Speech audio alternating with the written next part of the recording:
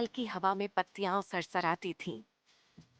दूर कहीं कोयल की मधुर कूक वातावरण में एक धीमा संगीत घोल रही थी। नीला आसमान धीरे धीरे नारंगी छांव में ढल रहा था। एक बूढ़ी सी मैना, जिसकी आंखों में समय की धूप छांव नहीं, जैसे पूरी उम्र की कहानियां झिलमिला रही हो, एक पुराने पत्थर पर शांत बैठी थी। तभी फड़फड़ाते पंखों के संग खिलखिलाती नीली चुलबुली चिड़िया पीहू उसके पास आ जाती है। पीहू! लेकिन उसकी नजरें दादी नैना के चेहरे पर टिकी थीं।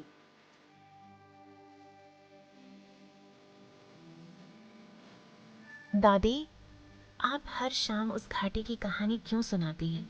क्या वो सच में कोई जादुई जगह है? उस घाटी के बारे में सुना है कि जहाँ रात को तारे जमीन पर उतर आते हैं, वहाँ के जुगनू आसमान जितनी रोशनी देते हैं। तारे, वो भी जमीन पर? सच में दादी? क्या आपने अपनी आंखों से देखी है वो जादुई जगह? चाहा था, बहुत चाहा था। जब तुम उतने छोटे थे कि वो भी नहीं देखी थी, तब से मैं उस घाटी का सपना देखती रही हूँ बेटा। लेकिन मेरी उड़ान वहाँ तक कभी नहीं पहुँची। क्यों? आप तो इतनी दूर तक उड़ सकती थीं, फिर भी नहीं गई? शायद मेरे सपनों में रहने दो।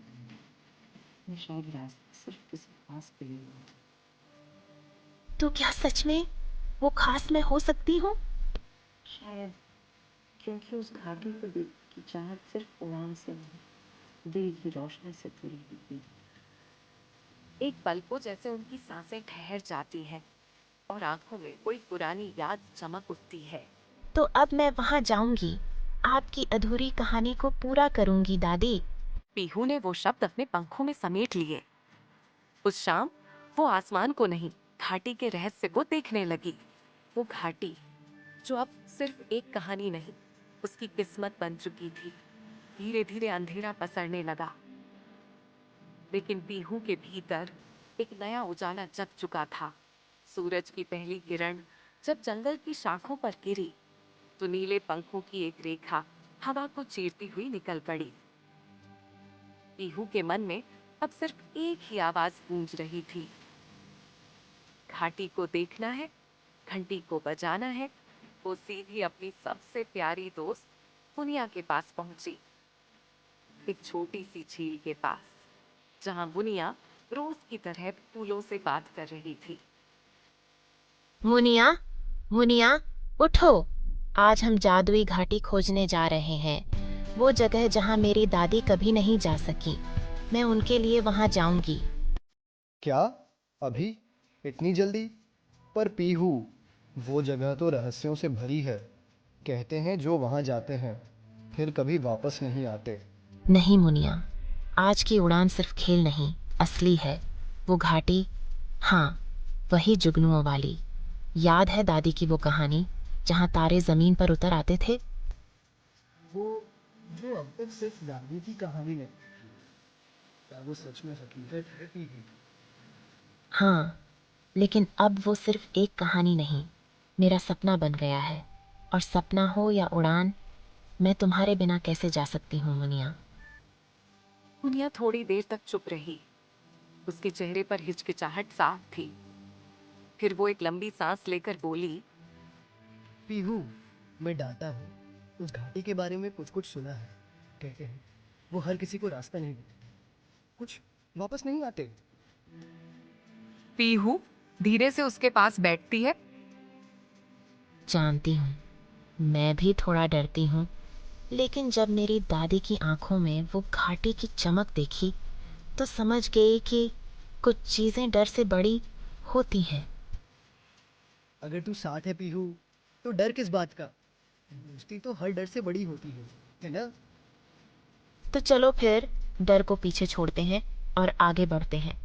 साथ साथ आओ ना मुनिया। अगर हम साथ हैं तो मैं किसी भी घाटी के अंधेरे में चल सकती है। तो चलो, हमारी उड़ान शुरू होती है अभी। एक नई कहानी, एक नई उम्मीद और एक पुरानी घंटी के नाम। जैसे जैसे सूरज ऊपर चढ़ता जा रहा था, वैसे वैसे जंगल की छायाएं और भी डरावनी लगने लगी थीं। पेड़ों की शाखाएं हवा में इस तरह हिल रही थीं जैसे किसी पुराने रहस्य को फुसफुसा रही हों। हर पत्ता, हर झाड़ी कुछ छिपा रही थी।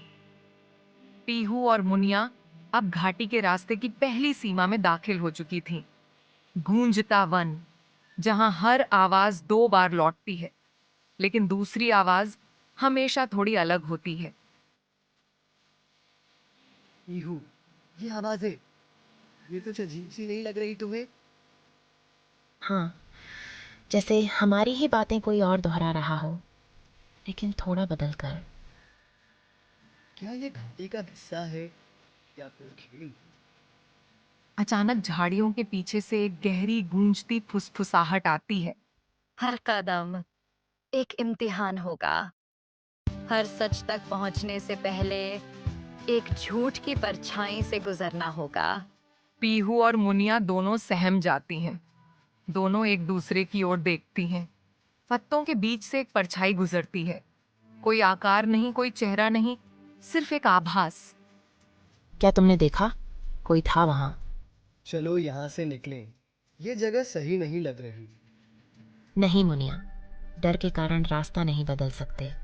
दादी ने कहा था, जुगनुओं की घाटी डर से नहीं, दिल से खुलती है। तो चलो, डरते हुए ही सही, लेकिन चलते हैं। दोनों आगे बढ़ती हैं। पेड़ों के बीच से सूरज की रोशनी कम हो चुकी है, लेकिन उसी पल सामने एक पत्थर पर कुछ खुदा हुआ दिखता है। वो पहला रहस्य था, एक पहेली जो कहती थी, जहां 3 चिड़ियों की परछाई एक हो जाए, वहीं से खुलता है अगला द्वार। लेकिन 3 चिड़ियां, वहां तो सिर्फ 2 थीं, तो तीसरी कौन है?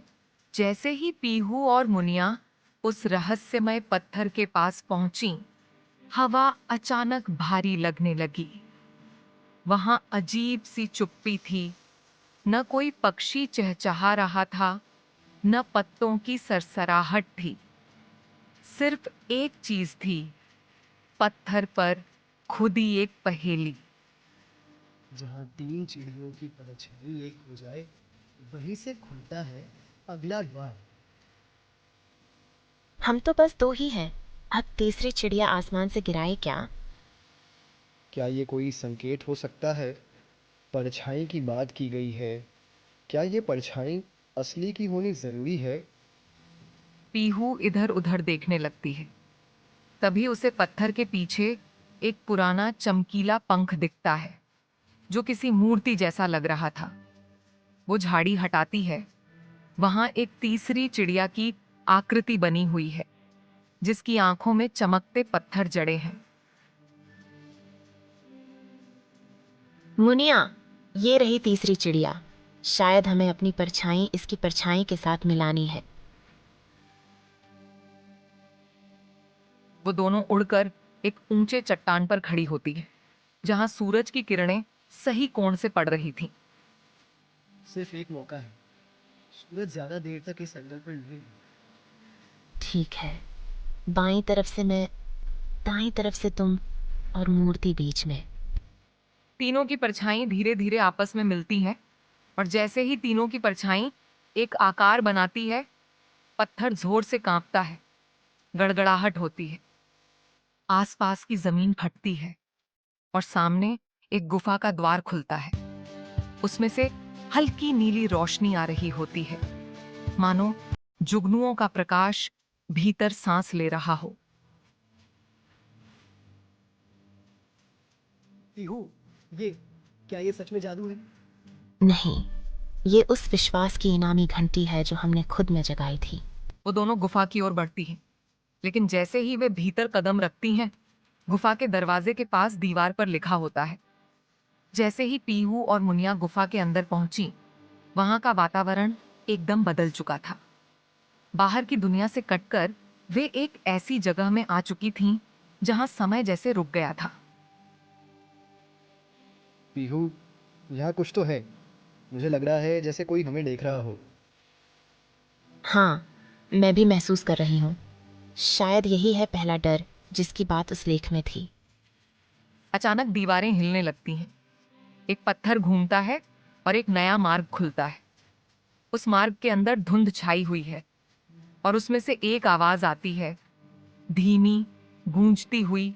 हर दिल में कोई छाया रहती है जिससे तुम भागते हो, उसी से मिलना होगा, तभी आगे जा सकोगे। पीहू, मुझे घर की याद आ रही है। क्या हम वापस नहीं जा सकते? अगर अब पीछे हटे तो वो घंटी हमेशा अधूरी रहेगी और दादी की आंखों में जो इंतज़ार है वो कभी ख़त्म नहीं होगा। ठीक है, तो चलो। दोनों धुंध में प्रवेश करती हैं। वहां कुछ भी साफ नहीं दिख रहा। अचानक एक छाया पीहू की आंखों के सामने आकर खड़ी हो जाती है।